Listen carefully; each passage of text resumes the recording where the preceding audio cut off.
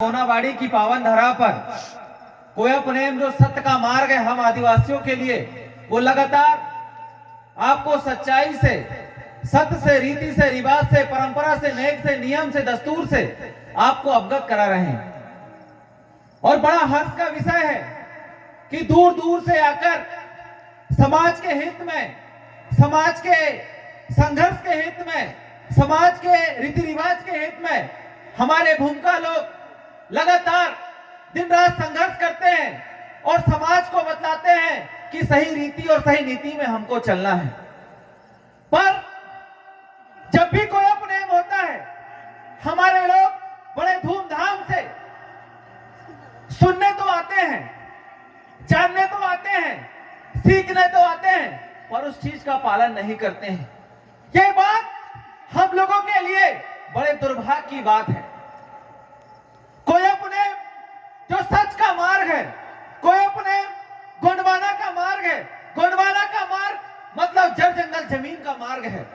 और आज अगर हम बात करें, पूरे छिंदवाड़ा जिले की बात करें, छिंदवाड़ा जिले के अंदर अगर आज किसी के जगह पे बांध बन रहा है या कहीं अगर बफर जोन के नाम से आदिवासियों का विस्थापन कर रहा है, तो वो जमीन भी आपकी गोंडवाना की जमीन है। पर जब भी आप देखते हो, अगर छिंदवाड़ा के संगम टू बांध की आप बात करते हो, अगर वहां का लोगों का विस्थापन होता है, वहां के लोगों का पलायन होता है, तो बिछुआ का एक भी आदिवासी उनके साथ लड़ने के नहीं जाता है। और कोई आदिवासी, कोई युवा अगर बिछुआ से जाकर वहां की लड़ाई लड़ता है, अगर उस युवा के ऊपर कार्रवाई हो जाती है, तो बिछुआ के साथी लोग उसका साथ नहीं देते हैं। ये बड़ा दुर्भाग्य का विषय समाज के लिए है।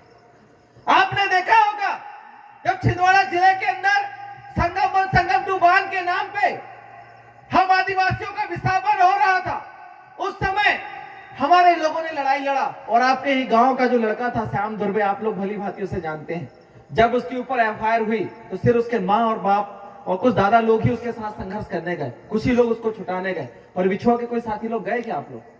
पर कोया पुनेम आपको यह सिखलाता है कि यह सत्य का मार्ग है, और सत्य के मार्ग के लिए अगर कोई साथी लड़ रहा है, कोई युवा लड़ रहा है, तो आपका फर्ज बनता है कि उस युवाओं का आप लोग समर्थन करें, उस युवाओं के लोगों का सहयोग करें। और ये दुर्भाग्य का विषय इस समाज के लिए, क्योंकि आपने देखा होगा गोंडवाना कोई पार्टी शब्द नहीं है, गोंडवाना कोई संगठन शब्द नहीं है, गोंडवाना कोई मूवमेंट का शब्द नहीं है।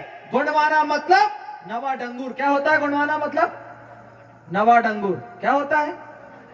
हम कोई भी रीति रिवाज करते हैं, परंपरा करते हैं, खेत की अगर जुताई भी करते हैं तो कैसे जोतते हैं? बाएं से दाएं जोतते हैं कि दाएं से बाएं जोतते हैं? कैसे जोतते हैं जी, बताओ कैसे जोतते हैं हम लोग? खेत जब जोतने जाते हैं कैसे जोतते हैं? खेत दाएं से बाएं जोतते हैं कि बाएं से दाएं जोतते हैं? ऐसे भी जोतते हैं। शुरुआत कैसे करते हैं? जब भावरे पड़ती है तो कैसे करते हो? बाएं से दाएं करते हो कि दाएं से बाएं करते हो? दाएं से बाएं करते हो। वैसे ही गोंडवाना को आप पढ़ो, दाएं से बाएं गोंडवाना को पढ़ो तो क्या निकल के आएगा? नवा डंगुर। नवा डंगुर का मतलब क्या होता है? हमारा जंगल। क्या होता है? नवा डंगुर का मतलब क्या होता है? हमारा जंगल। जब जंगल आपका है तो जमीन किसकी है? आपकी है। पर उसी जमीन से आज आपको मैं बताना चाहता हूं, मंडला जिले के अंदर बफर जोन के नाम पे आदिवासियों का विस्थापन किया जा रहा है। और जब बफर जोन का मुद्दा उठा तो मंडला जिले के अंदर आपने देखा होगा, ऐसे ही हमारे जैसे एक बेगा आदिवासी भाई था, उसे नक्सली का टैग लगाकर गोली मार दिया गया। और किसी ने आवाज उठाया क्या? कोई बोला क्या?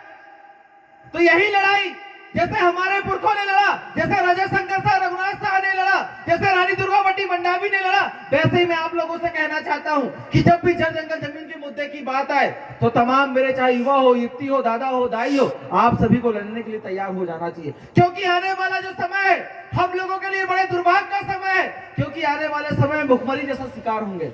आने वाले समय में हम लोग भूखमरी के शिकार होंगे, क्योंकि आज अगर हम खेत को भी जोतने जाते हैं तो जोतने के बाद जो बीज डाला जाता है वो बीज भी हम लोग दुकान से खरीद के लाते हैं। तो कहने का मतलब वही है कि आज जितने भी कॉर्पोरेशन कंपनी के लोग हैं, इन लोगों ने आपके बीज को खत्म कर दिया। अब वो आपके नस्ल के बीज को खत्म करने का प्लान कर रहे हैं। इससे पहले आप लोग जाग जाओ, पुनः खेतों में हमारा पुराना अनाज बोना शुरू कर दो। जो अनाज 100 साल तक चलता था, अगर आज जो अनाज आप बो रहे हो, वो अगर गेहूं भी आप खेत में डालते हो, मुश्किल से 6 या 7 महीने रहती, फिर घुन लग जाता है उसपे।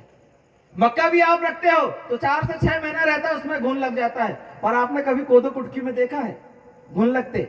100 साल भी वैसे ही रखोगे तो जैसे का अनाज वैसे ही निकलेगा। तो पुनः हमें हमारी व्यवस्थाओं की ओर लौटना पड़ेगा। पुनः हमारे जल जंगल जमीन माटी को संरक्षित रखने वाली जो व्यवस्था थी, जो पारंपरिक रूढ़िगत ग्राम सभा थी, उस व्यवस्था की ओर हमको लौटना पड़ेगा। तभी हमारा रीति रिवाज, परंपरा, नेक नियम, नेक दस्तूर को हम सुरक्षित कर पाएंगे, संरक्षित कर पाएंगे। यही और आशा और विश्वास करता हूं। और मैं चाहता हूं कि मन से जो बातें होती है वो ठीक से नहीं हो पाती, एक बार प्लानिंग फिर से करें। एक ही बार गोनाबाड़ी में हमारा कैडर हुआ था, उसमें सिर्फ पुरुष वर्ग लोग आए हुए थे। हम चाहते हैं कि आने वाले समय में जब भी आपको समय मिले, आप पुरुष और महिला बैठकर हम लोग अगर चिंतन करें तो बहुत बढ़िया होगा। मैं यही चाहता हूँ। इन्हीं शब्दों के साथ जोहार, जय पुरखा, जय आदिवासी।